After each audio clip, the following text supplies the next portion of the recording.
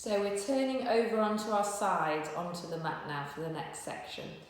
If you're comfortable with your bottom arm, you can take that bottom arm out along the mat and tuck your towel in between your head and your shoulder there. If that's uncomfortable onto the shoulder, bring the bottom arm forwards and maybe find yourself a second towel so that you can still have your head and neck nicely supported. We're starting with our level 1 climb. So we've got feet, knees and hips stacked. Feet then in line with your hips and hips in line with your shoulder there.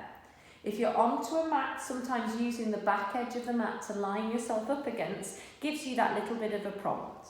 But also looking down, seeing those feet as you pick them up, see your hip, place them down, and then we push that top waist away to lift the lower waist as much as we can, securing that again by bringing your tummy button through to your spine.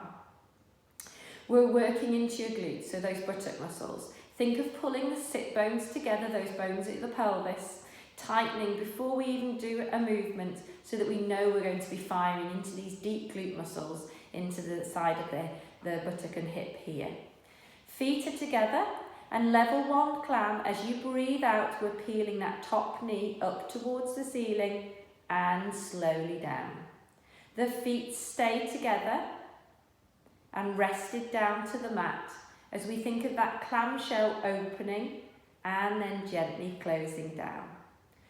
Feel that you're working those muscles, particularly in that top hip, and you might want to feel with your fingertips over that area so you can feel those muscles working. Maybe even thinking initially just of pulling those sit bones together and feel that tightening before you even do the lift with your knee. Imagine a cup of water onto this top hip, and we don't want to allow that to spill. So we're not allowing any rotation through the spine, just a pure lift from the hip.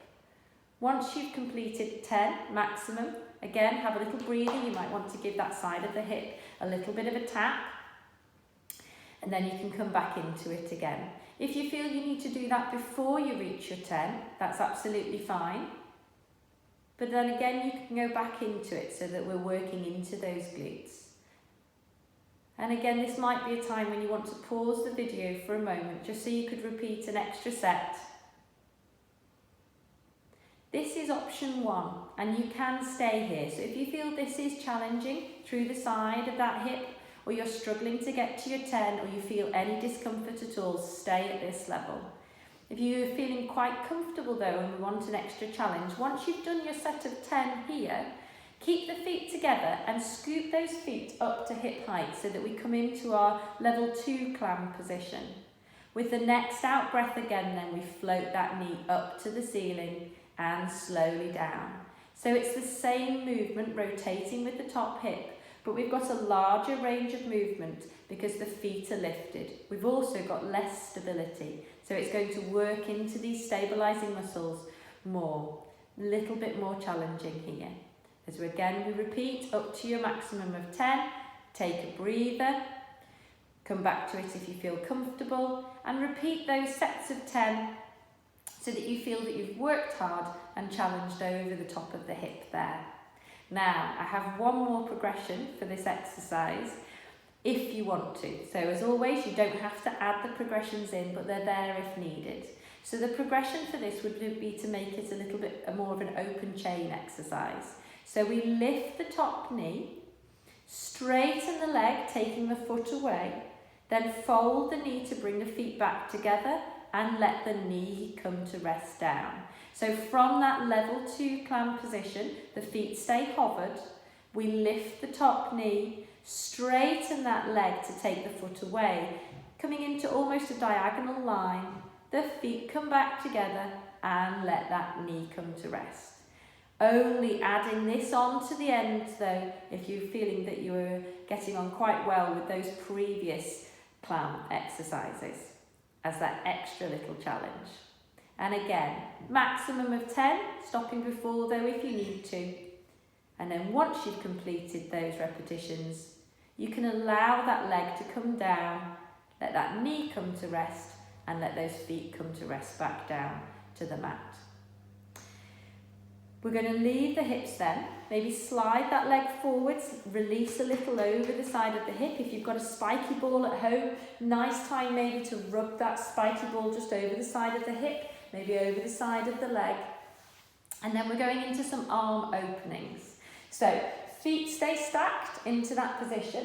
The bottom arm though now needs to slide forwards. So if you've not got 2 towels, roll the towel up into a little bit more of a sausage shape. Bring that bottom arm forwards, and we'll start with the head towards the front of the towel so that we'll have support for the neck as we go into our arm openings exercise. And this is a lovely one if you've been finding that you've been sat for a little while.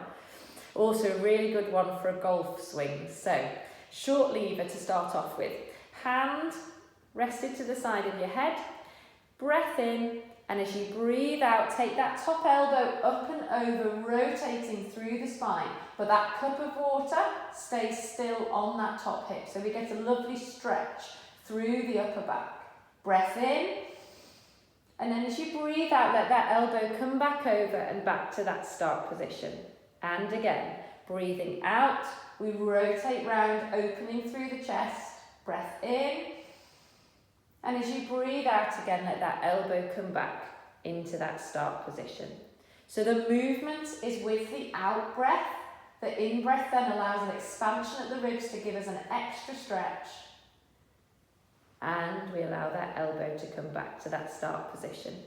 Now, if this feels okay and we want to progress a little bit more, we go to a long lever position. So into that palm to start. Then again with the out breath, we take that long arm up and over. Again, we're turning with the upper body, head in line with the breastbone, hand in line with the shoulder. So don't allow the arm to go back all on its own and feel any strain or stretch across the pecs there. The hand stays stacked above the shoulder and the stretch is into the upper back, into around the ribs there. Again, breath in. And as you breathe out, let that hand come round and back to that palm to palm. And again, breathing out, we turn, rotating round, opening the chest, breath in. And as we breathe out, we bring that hand back round and back to that palm to palm. Fantastic. So before we go over and onto the opposite side, we'll just stretch into the hip that we worked really hard. So we can go onto the back to do that. Flatten your towel down so that your head will be supported. And the leg that was your top hip, hug that knee in towards your chest. Then place that foot onto the opposite knee and turn that knee away. So we're thinking of creating a figure 4 type shape with the hip there. Gently pressing out. Don't force this movement, go as far as you're comfortable to so that you feel a stretch but one that's tolerable. If this is enough of a stretch, this is as far as you go. If you need it a little stronger, we lift the supporting leg and draw that leg in using the hands there to deepen that pull over the back of the hip on that leg that we're stretching. We want to be able to hold this for a good 30 seconds to give those big structures a chance to adapt and change. So not forcing into a position that's too uncomfortable at all. Once we've had that stretch, we'll release that leg, let that foot come down. We'll come over onto the side, come up to sitting, and then again just open into the hip that was our top leg before we go down and onto the opposite side. So, legs out in front. You could always sit on your towel if you feel it's a little bit too much of a stretch into your hamstring.